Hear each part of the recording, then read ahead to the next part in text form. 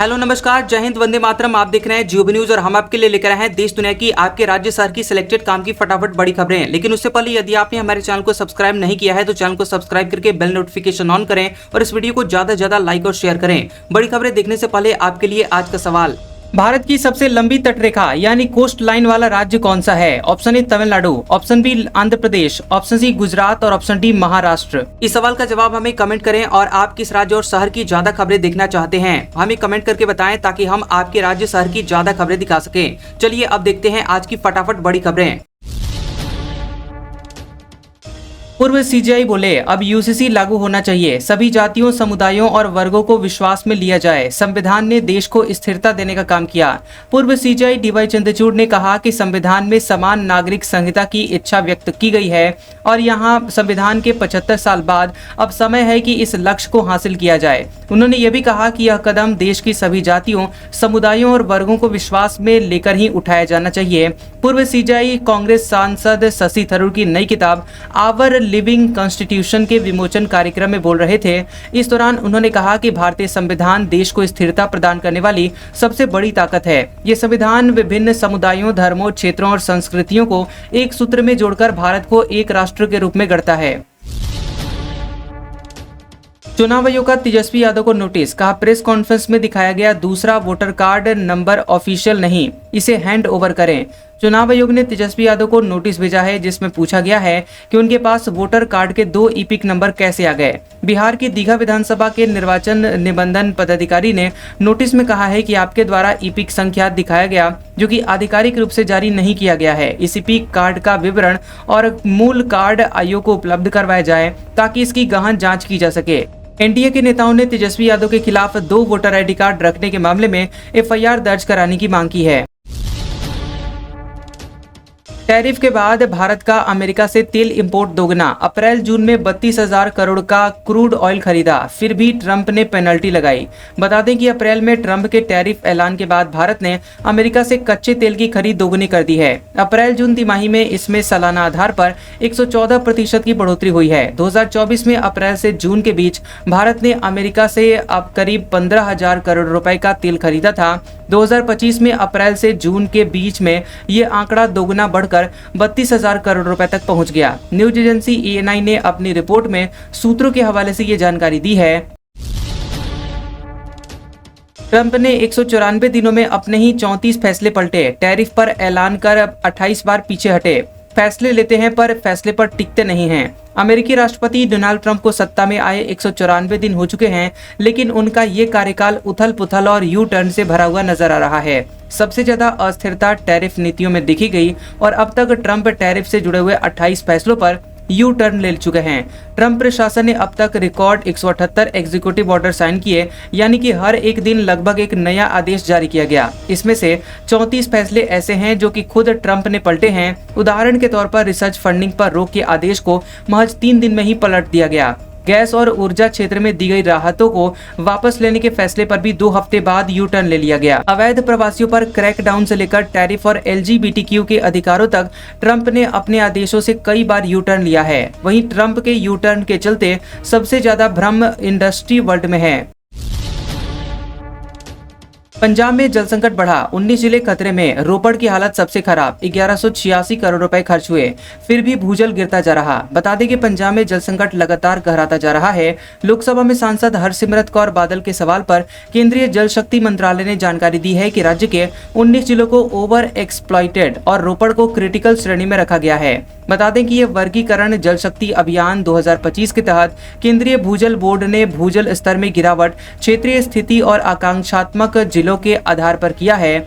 जिन 20 जिलों में भूजल की स्थिति चिंताजनक है उनमें अमृतसर, बरनाला, बठिंडा, फरीदकोट, फतेहगढ़ साहिब, फिरोजपुर, गुरदासपुर, होशियारपुर, जालंधर, कपूरथला, लुधियाना, मलेरकोटला, मानसा, मोगा, पटियाला, मोहाली, नवाशहर, संगरूर और तरन तारण शामिल हैं। खालिस्तानी आतंकवादियों, गैंगस्टरों पर अब विदेशों में भी एक्शन, भारत देगा सबूत, अमेरिका, कनाडा, यूरोप को लिस्ट सौंपी, MEA और गृह मंत्रालय मिलकर करेंगे कार्रवाई। बता दें कि भारत सरकार अब खालिस्तानी आतंकवादियों और उनसे जुड़े हुए गैंगस्टरों के खिलाफ विदेशों में भी सख्त कदम उठाने की तैयारी कर रही है। खुफिया एजेंसियों के साथ मिलकर विदेश मंत्रालय जल्द ही अमेरिका, ब्रिटेन, कनाडा, ऑस्ट्रेलिया और कुछ यूरोपीय देशों को औपचारिक रूप से ये जानकारी देगा कि भारत के कई वांछित खालिस्तानी आतंकवादी इन देशों में छिपे हुए हैं। ये लोग नकली पासपोर्ट और फर्जी पहचान पत्रों की मदद से विदेश भागे हैं। सरकार अब इन देशों पर दबाव बनाएगी कि वे ऐसे आतंकवादियों को भारत के हवाले करें।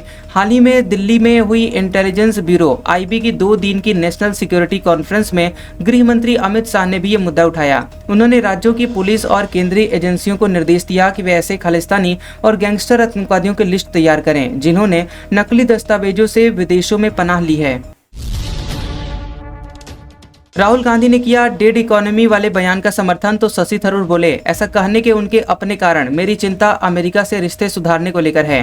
कांग्रेस सांसद शशि थरूर ने पार्टी नेता राहुल गांधी के डोनाल्ड ट्रंप के डेड इकोनॉमी वाले बयान का समर्थन करने पर टिप्पणी करने से इनकार कर दिया।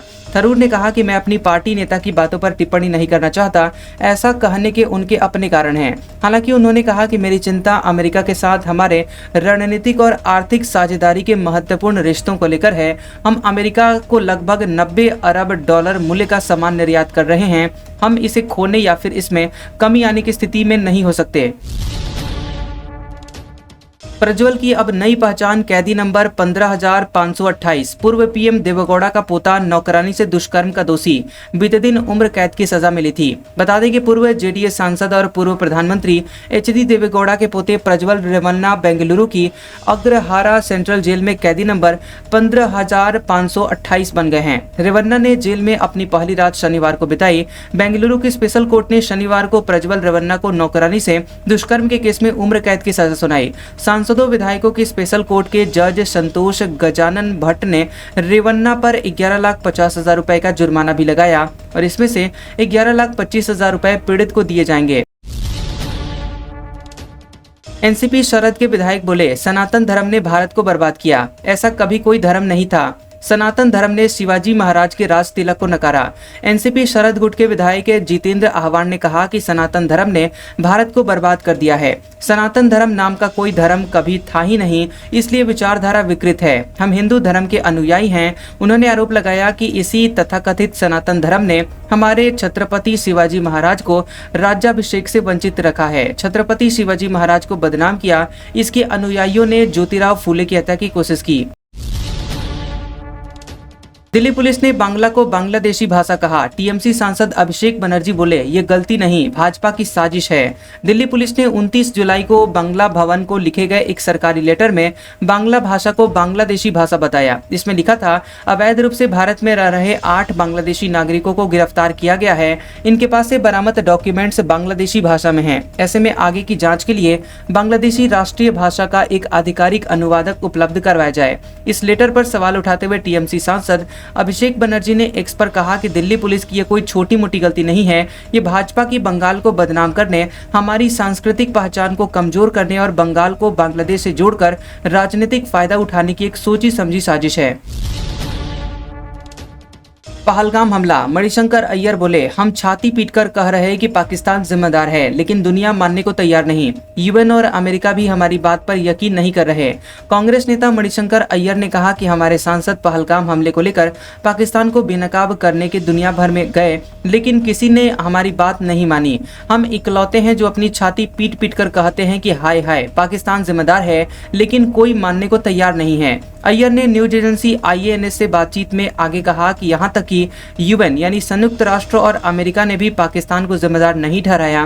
कोई मानने को तैयार नहीं है क्योंकि हम कोई सबूत पेश नहीं कर पा रहे हैं। प्रधानमंत्री नरेंद्र मोदी ने ऑपरेशन सिंदूर और आतंकवाद के खिलाफ भारत का रुख दुनिया को बताने के लिए 7 डेलीगेशन को 33 देशों में भेजा। डेलीगेशन में 59 सदस्य थे, जिनमें 51 नेता और 8 राजदूत शामिल थे। कांग्रेस नेता बोले, चुनाव आयोग को लेकर जनता में संदेह है। सरकार संसद में चर्चा से भाग रही है। क्या ये चुनाव में गड़बड़ी को छिपाने की कोशिश है? लोकसभा में विपक्ष के उपनेता और कांग्रेस सांसद गौरव गोगोई ने चुनाव आयोग यानी इलेक्शन कमीशन की निष्पक्षता पर सवाल उठाए हैं। उन्होंने कहा कि विपक्ष चाहता है कि मतदाता सूची में संशोधन को लेकर संसद में खुलकर चर्चा हो, लेकिन सरकार इसे टाल रही है। असम कांग्रेस की कार्यकारिणी बैठक से पहले मीडिया से गोगोई ने कहा कि आज जनता के मन में चुनाव आयोग की निष्पक्षता को लेकर संदेह है। सरकार इस पर चर्चा से क्यों भाग रही है? क्या यह बीते विधानसभा और लोकसभा चुनाव में की गई किसी गड़बड़ी को छिपाने की कोशिश है? वहीं जब कांग्रेस नेता से पूछा गया कि सरकार का तर्क है कि चुनाव आयोग किसी विभाग के अंतर्गत नहीं आता, इसलिए इस पर चर्चा नहीं हो सकती, गोगोई ने कहा कि यह बेतुकी बातें हैं। मुख्य चुनाव आयुक्त की नियुक्ति प्रधानमंत्री और सरकार करती है, ऐसे में जवाबदेही भी बनती है। पीडब्ल्यूडी की जमीन पर बने मकान दुकानों पर होगी अब कार्रवाई। प्रशासन ने जारी किया नोटिस। 4-5 अगस्त तक कागज दिखाने के दिए गए निर्देश। बता दें कि यूपी के श्रावस्ती के भिनगा में सरकारी जमीन पर बने हुए मकानों और दुकानों पर कार्रवाई का खतरा मंडरा रहा है। पीडब्ल्यूडी विभाग ने बीते शनिवार को ईदगाह चौराहा से पुरानी तहसील तक करीब 2 दर्जन दुकानों और मकानों पर नोटिस चस्पा किया, जिसकी जानकारी हुई है। बता दें कि दरअसल विभाग का दावा है कि ये सभी संपत्तियां पीडब्ल्यूडी की जमीन पर अवैध रूप से निर्मित हैं। संबंधित मकान और दुकान मालिकों को 4 और 5 अगस्त 2025 को सुबह 10 बजे से लेकर दोपहर के 1 बजे तक अपने कानूनी अभिलेख पीडब्ल्यूडी कार्यालय में प्रस्तुत करने के लिए बुलाया गया है। अभिलेख प्रस्तुत न करने पर आगे की कार्रवाई की चेतावनी दी गई है। थाना जाने की जरूरत नहीं, बेतिया के सभी थानों के मोबाइल नंबर जारी, सीधे थाना प्रभारी से करें संपर्क। बेतिया में अब आपात स्थिति में थाना जाने की जरूरत नहीं होगी। बेतिया के सभी थानों के मोबाइल नंबर सार्वजनिक कर दिए गए हैं। एसपी डॉक्टर शौर्य सुमन के निर्देश पर जारी इस व्यवस्था से अब आम लोग सीधे थाना प्रभारी से संपर्क कर सकेंगे। सड़क दुर्घटना, चोरी, डकैती, भूमि विवाद या फिर किसी भी सामुदायिक झगड़े जैसी स्थिति में सीधे शिकायत की जा सकेगी। आम नागरिक अपने क्षेत्रीय थाना प्रभारी को तुरंत मोबाइल पर सूचना दे सकेंगे और सभी नंबर सीधे संबंधित थाना अध्यक्ष के पास रहेंगे। गिरफ्तारी से बचने के लिए सुप्रीम कोर्ट की शरण में भूपेश बघेल, कहा बेटे की तरह मुझे भी किया जा सकता है टारगेट। महादेव सट्टा, शराब घोटाला और कोयला घोटाले से जुड़ा हुआ है इनका नाम। शराब घोटाला और कोयला घोटाला और महादेव सट्टा ऐप मामले में प्रवर्तन निदेशालय यानी ईडी, आर्थिक अपराध शाखा यानी ईओडब्ल्यू और केंद्रीय जांच ब्यूरो यानी सीबीआई की जांच के दायरे में आए पूर्व मुख्यमंत्री भूपेश बघेल ने सुप्रीम कोर्ट की शरण ली है। गिरफ्तारी से बचने के लिए बघेल ने सुप्रीम कोर्ट में अग्रिम जमानत याचिका लगाई है। अपनी याचिका में उन्होंने जांच में पूरा सहयोग करने का आश्वासन दिया। ये दायर याचिका में पूर्व सीएम ने कहा कि जैसे उनके बेटे चैतन्य बघेल को राजनीतिक द्वेष में फंसाकर गिरफ्तार किया गया, वैसे ही उन्हें भी टारगेट किया जा सकता है।